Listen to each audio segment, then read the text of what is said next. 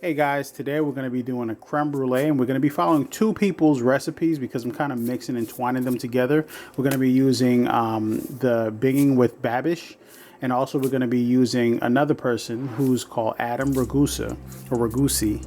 Not sure how to say the name, I apologize, but we're going to be following the recipes because I've never done this before and I want to learn.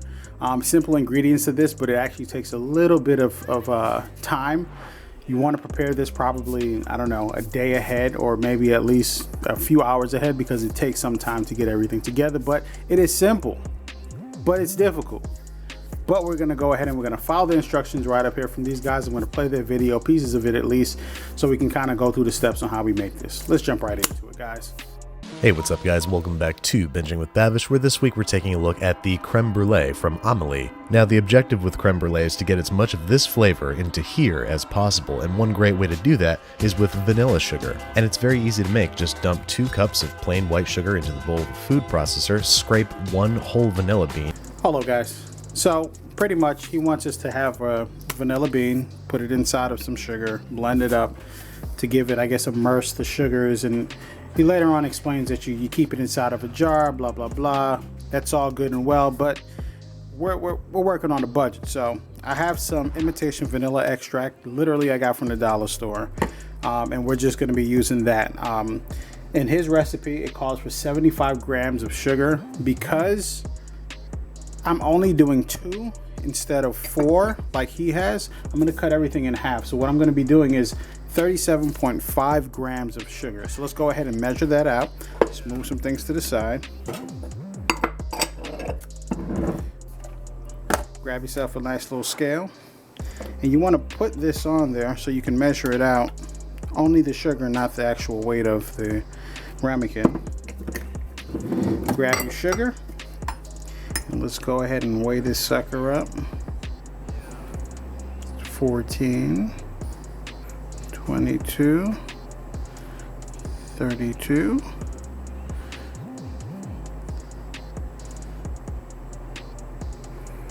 I feel like Tony Montana right now, guys. Look at this. All right, I got 38 grams. I think 38 grams is good enough.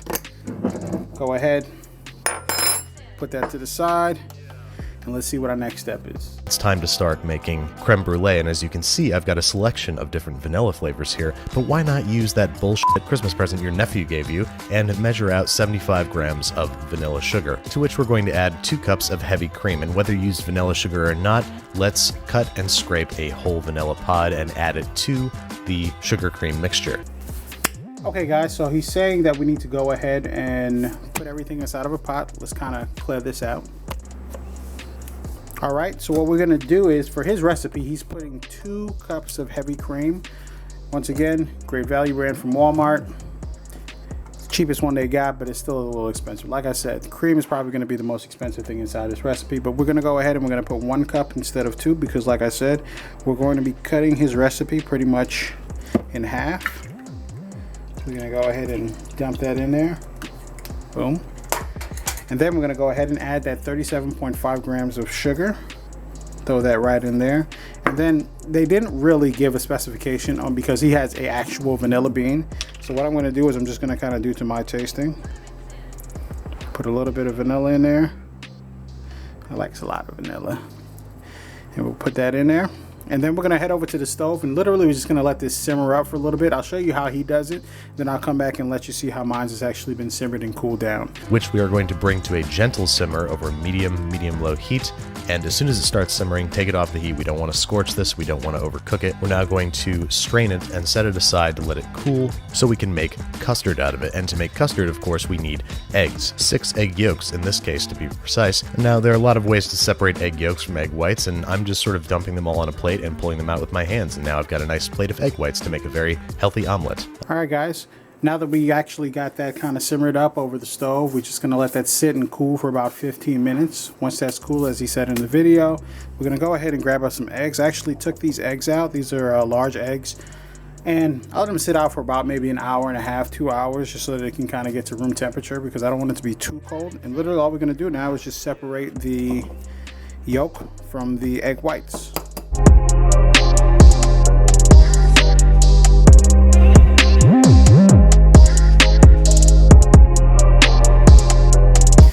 like I said, he's using 6 egg yolks in his. We're gonna cut everything in half because we only have 2. Let's see what we have to do next. I'm wrapping a moist kitchen towel around my bowl so I can whisk one-handedly as I slowly drizzle the cream sugar mixture after it's cooled for 15 minutes. Once you've added about half the sugar cream mixture, the eggs are pretty much tempered and you can dump it in a little bit faster. And there you go, the beginnings of a very easy custard. Alright guys, now that the cream is actually sit for about 15 minutes, it's gonna look something like this. I'm actually gonna pour it out into a cup just so that it's a little bit easier for me to pour into the mixture. Okay, so we have to go ahead and grab our whisk and start just whisking our yolks. Let's push this to the side. And then slowly, we're gonna add in our cream mix, real slowly. I can see why he used that towel because I'm bouncing all over the place. And then slowly keep whisking it in. I'm spilling it all over the place, guys, but I guess maybe I can pour it in a little bit faster. Keep whisking, keep whisking.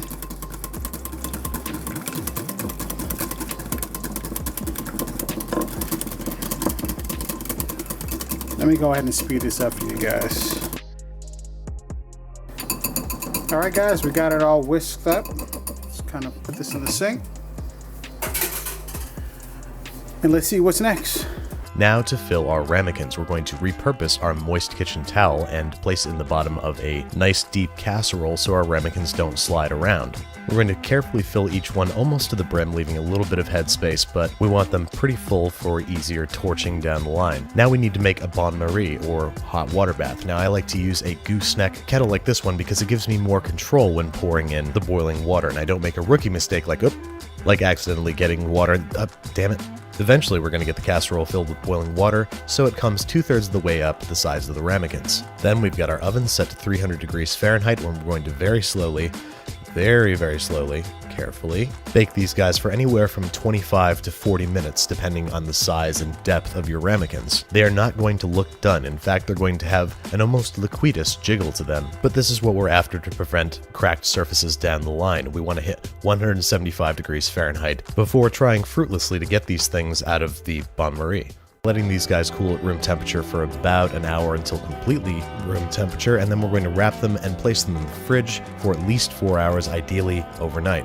Alright, so let's go ahead and grab I have a pan right here that I'll be using.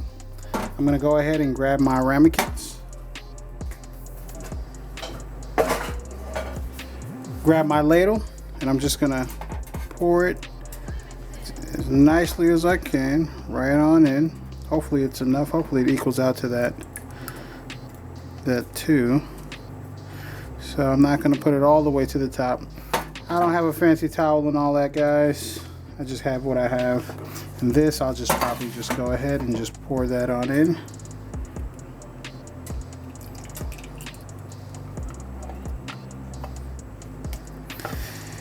So I think maybe because my ramekins are a little bit taller or bigger, whatever the case may be, they don't fill all the way to the top. But guess what, guys, we're still gonna make it work.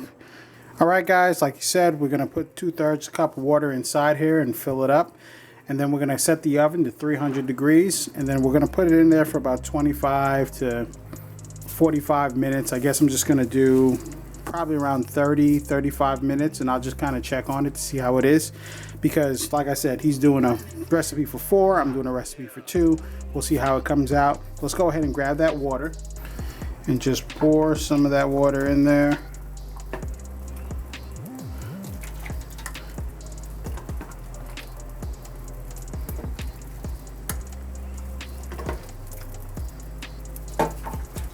Alright guys, that looks like about 2/3 of the way high.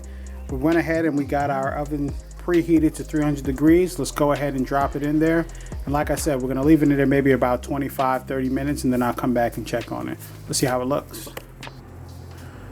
Alright guys, I actually just pulled it out of the oven. I had it in there for 35 minutes exactly, and it looks great. Make sure, like he said in the video, when you hit it, it still has a little bit of a jiggle to it, but you want it to have that jiggle because when it settles and it sets, it's going to be that nice creaminess that you're going to get from it. So what we're going to do is we're going to leave this out for an hour. Let this get to room temperature.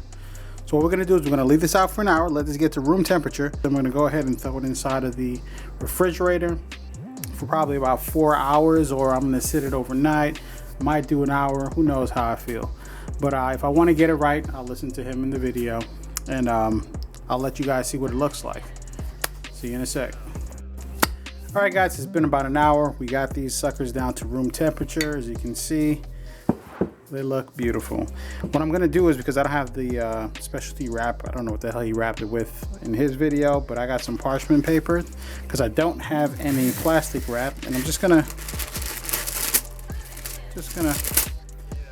take a little off like that so I can cover it up. Got me a rubber band here, and I'm just gonna put this around like so, and that way I got it all covered up and nicely to go inside the refrigerator. We're gonna throw that in there for about 4 hours. Once that's done, we'll be good to go. All right guys, I actually waited overnight for these creme brulees, and let's open them up, see how they look, see if there's any difference. Ooh, that looks creme brulee. Creme brulee? It's creme brulee. Let's open this other guy up. It actually looks really good. Don't know how it tastes, don't know what the texture is gonna be like, but oh yeah, that looks real nice, guys.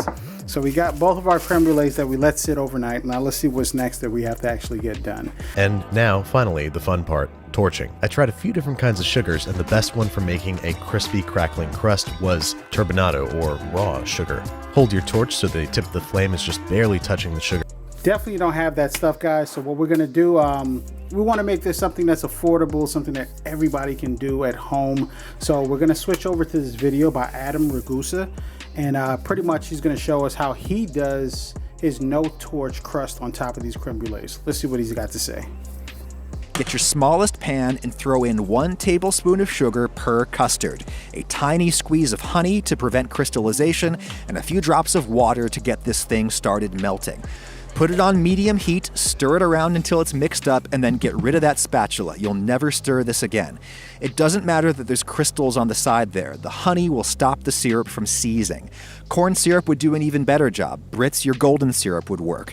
Just wait like 10 minutes until it turns amber, and then it'll suddenly go much more fluid. It's hard to make caramel at home because it burns so easily, but guess what? We want this to burn. Brûlée means burned. When it's just getting dark, you'll see little wisps of smoke coming off it.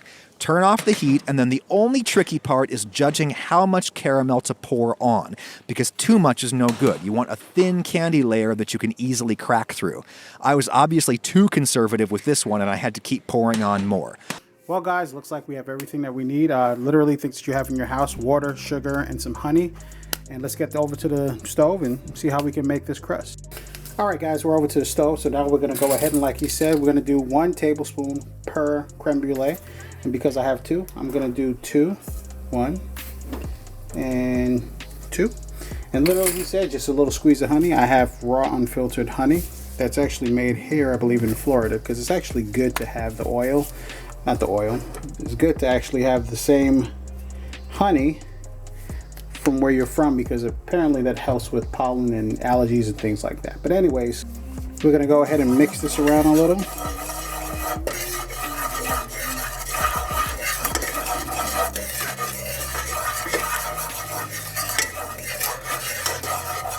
And like he said, we're literally just gonna leave it like this until it actually starts caramelizing. All right guys, as you can see, we're starting to bubble up and caramelize a little bit.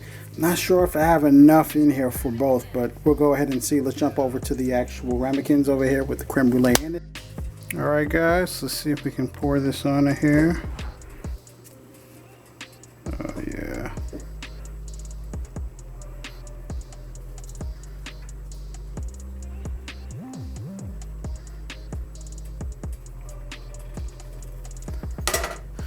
I'm just gonna kind of move it around.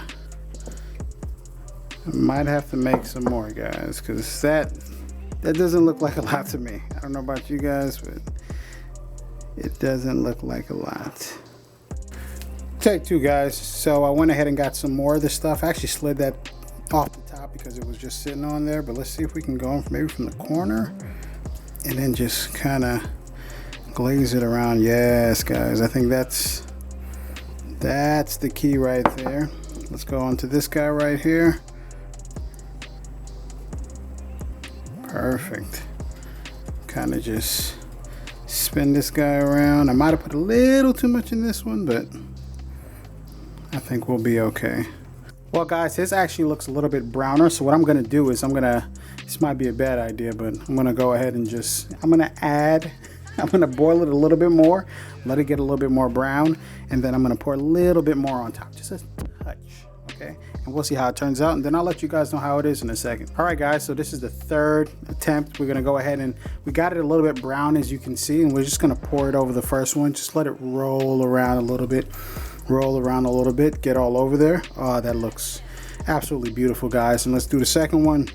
Like we said, just roll it around a little bit. Now, this may be a little bit thicker because this is the second coat that I'm putting on it. Usually you want to do it in one try, but guess what? Third time's a charm. But here we go. Let's put this away. And guys, look at this. Look at both of them. Beautiful. And of course, let's do the crack test. Well, let's see if it's, oh yeah. You can hear that? And let's go ahead and, I like this guy right here. Oop. Oh, it's cracking. Look at that. And now let's taste to see if it's A1.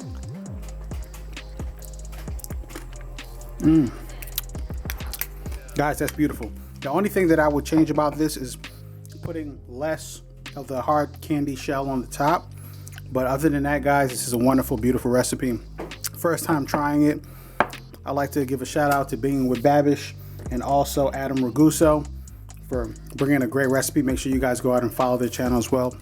Like, comment, subscribe. Until the next video, guys, like I always say, stay blessed, stay cooking, and stay at home. We're quarantined. See you guys soon.